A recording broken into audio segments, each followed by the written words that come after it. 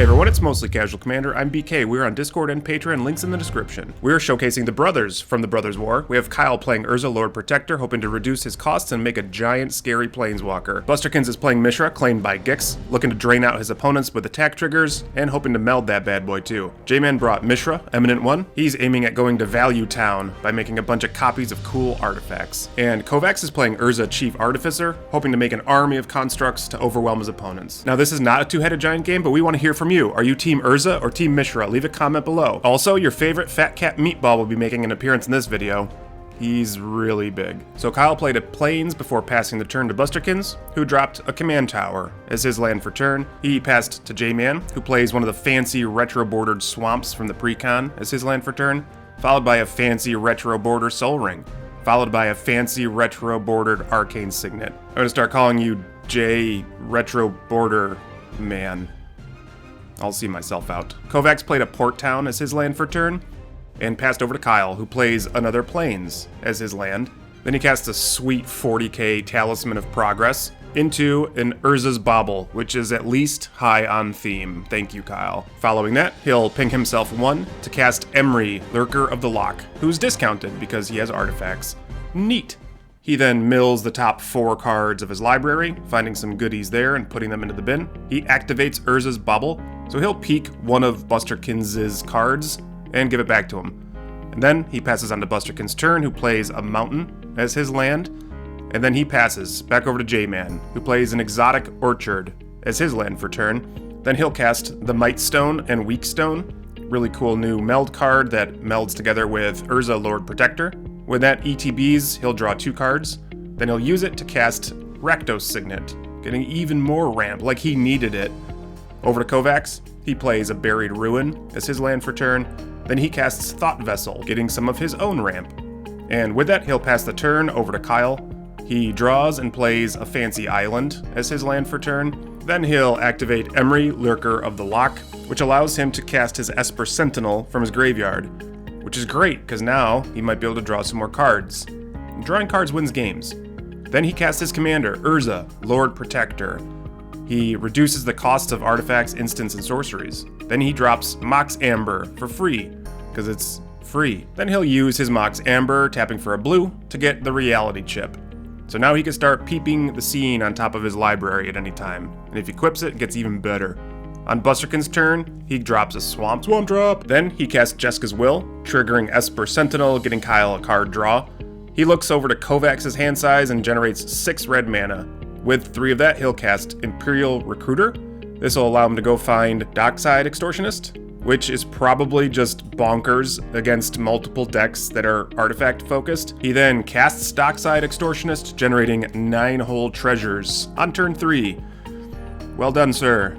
Using some of that, he'll cast his commander, Mishra, claimed by Gix, and as a follow-up, he'll use more treasures to cast Blade of Selves. So if he equips it, something can get Myriad. I wonder what he'll equip with it. Then he casts Hellrider, this nice little hasty threat that can sling some damage at people or planeswalkers. He moves to combat, triggering Hellrider, triggering Mishra, attacking Kovacs, so that'll ping Kovacs additionally, as well as everybody else, and gaining him 1 life thanks to Mishra. Over to J-Man's turn, he drops Great Furnace as his land for turn.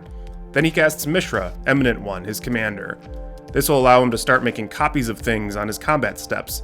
So he moves into combat. He generates a Mishra's War Form, copying the Might Stone and Weak Stone, drawing 2 cards with that triggered ability. He found a Brutaclad Telcor Engineer from among them, and with the help of his War Form, he can cast it this turn.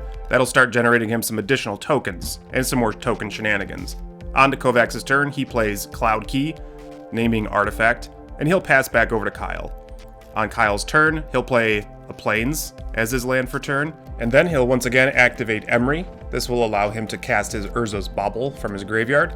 Following that, he'll reconfigure the Reality Chip on his Esper Sentinel, giving it a nice thick swole toughness. It'll also allow him to play lands or cast spells off the top of his library. He activated Urza's Bubble, peeking at one of Busterkins' cards again. On Busterkins' turn, he'll play a Mountain as his land, and then he'll equip Blade of Selves to the Dockside Extortionist that nobody could do anything about. He moves to combat with just a million triggers. First, He gets 2 more Dockside Extortionists thanks to the myriad ability of Blade of Selves. This gains him a smooth 24 treasures. Then, he'll ping down Kyle with Hellrider. Then everybody will lose some life, and he'll gain some life because of Mishra's triggered ability. Then Kyle lines up a double block, killing Busterkins' Mishra. After that, the myriad tokens will go away, and Busterkins uses a whole bunch of those treasures to recast his commander. And with Mishra back out and a massive pile of treasures, Busterkins says go over to J-Man. He drops Spire of Industry as his land for turn. Then, J-Man will cast Spine of Ish-Sa. This will trigger Kyle's Esper Sentinel, getting him a card draw. Then, J-Man will use Spine's triggered ability to blow up the Blade of Selves on Busterkins' board. Thank goodness. J-Man will then move into combat, triggering Mishra, getting another War Form. He'll have it copy Mightstone and Weakstone again, drawing him 2 cards, and he'll also generate a 2/1 Phyrexian Mirror token as well. In his second main phase, he dropped a Mind Stone, and then he casts Arkham Dagson. It's an interesting creature that can make people sacrifice their own artifacts. He moves to end step, getting rid of his war form, and passes the turn to Kovacs, who plays a super fancy Unfinity Swamp as his land for turn, followed by a Decanter of Endless Water. This will again trigger Esper Sentinel, giving Kyle a card draw. He'll peek the scene because he can. With nothing left to do, Kovacs had to pass over to Kyle, who plays an island as his land, and off the top of his library, thanks to the reality chip, Kyle casts Dig Through Time. So Kyle will start digging deep on the top of his library, getting to keep 2 of those cards that he looks at. Undoubtedly, he's trying to find some of his win condition cards. After that, he casts Generous Gift. He targeted J-Man's Arkham Dagson, ensuring that Kyle won't have to start sacrificing his own artifacts. But J-Man gets a 3/3 elephant, so that's great.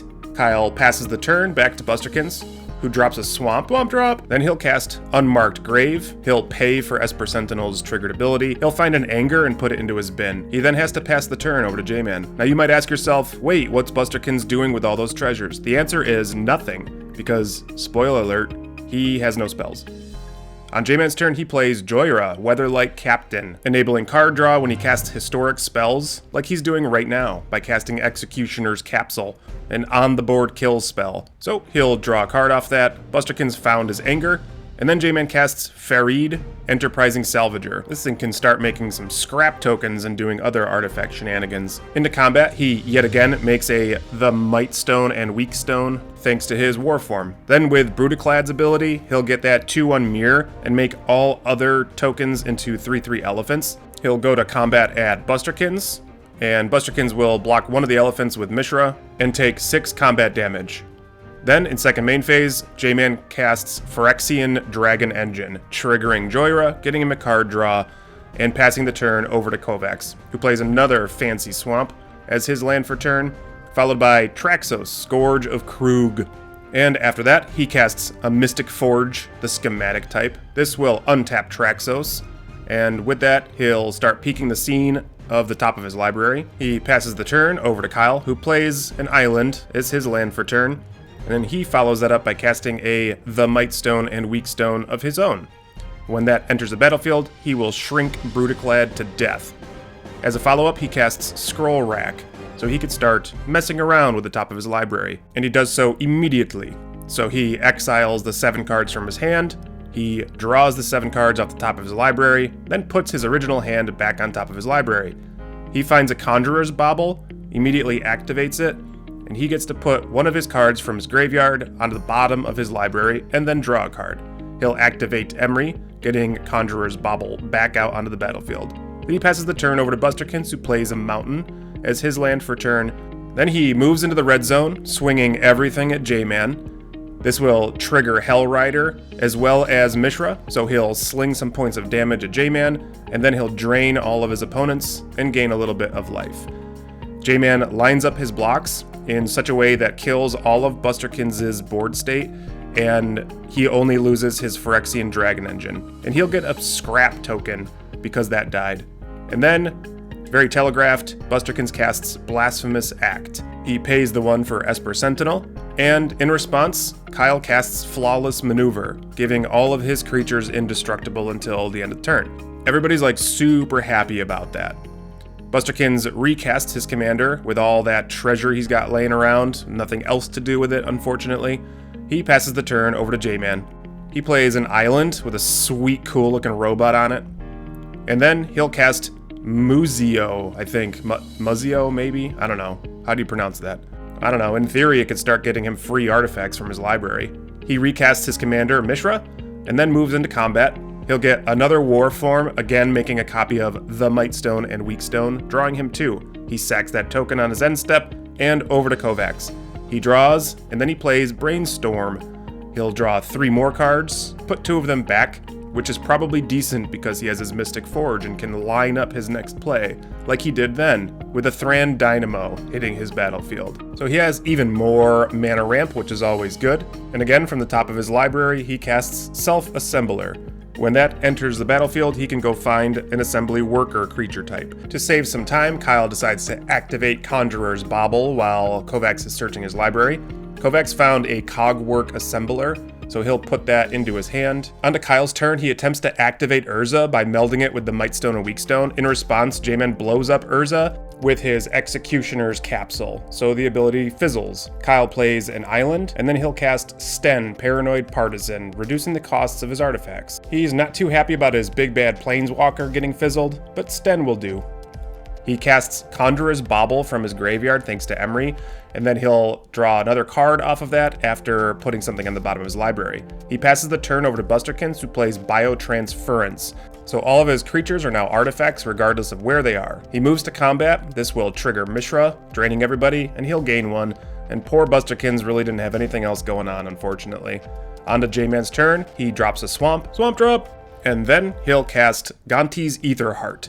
This will not only trigger Kyle's Esper Sentinel, but will also trigger Kyle's Threat Meter, so he's like, nah, you can't have that, and he casts Counterspell. So J-Man's Sadness hits the stack, and Gonti's Aetherheart is put to his bin. He then activates Muzio, where X equals 7, and off the top of his library, he finds Reaver Titan. That's a big deal. So he'll put those other revealed cards on the bottom of his library, and then he'll move into combat. He'll get another Warform token. This time he'll have the token make a copy of Reaver Titan. When it moves into combat, because it is hasty, it'll ping all of his opponent's 5, and then smack into Busterkins for 4 additional damage. On J-Man's end step, the Warform token will die, and onto Kovacs' turn, he plays a Foundry Inspector, reducing the costs of his artifacts. But it won't reduce the cost of his next spell, which is an Ornithopter. It's got that sweet, sweet schematic artwork though. He'll peek the scene thanks to Mystic Forge, then he'll cast Curate. He'll surveil 2 cards, putting one of them into the bin, one of them back on top of his library, then he'll draw that card. He'll cast Liquimetal Torque for the low cost of free, thanks to Foundry Inspector as well as Cloud Key. Then he casts Cogwork Assembler. Then Kovacs passes the turn back over to Kyle. He'll play a Hengegate Pathway as his land for turn, and then he'll cast Fabricate. So he'll go get to find whatever artifact he wants and put it into his hand. He finds Sensei's Divining Top, which is probably pretty bad for his opponents and very good for Kyle. Then Kyle casts Aetherflux Reservoir, and that paired with Sensei's Divining Top, thanks to its reduced cost because of Sten, is a bad thing. So in response to him casting Aetherflux, Kovacs casts Go for the Throat, targeting Sten, so that'll remove him from the battlefield. Aetherflux Reservoir will resolve. Then Kyle casts Savine's Reclamation. This will trigger Aetherflux Reservoir, gaining him 3 life at this point. And then with that, Savine's Reclamation will allow him to just bring Sten back. So now he has a free Sensei's Divining Top, which this again triggers his Aetherflux Reservoir. He can then activate Sensei's Divining Top to put it back on top of his library and drawing him a card. He can then play Sensei's Divining Top off the top of his library thanks to the Reality Chip. And every time he casts Sensei's Divining Top, he will trigger his Aetherflux Reservoir, gaining an exponential amount of life every time he casts it. So he repeats this process until he's gained enough life to activate Aetherflux Reservoir enough times to kill all 3 of his opponents, making him the winner. Congratulations, Kyle. And as promised, here's Meatball.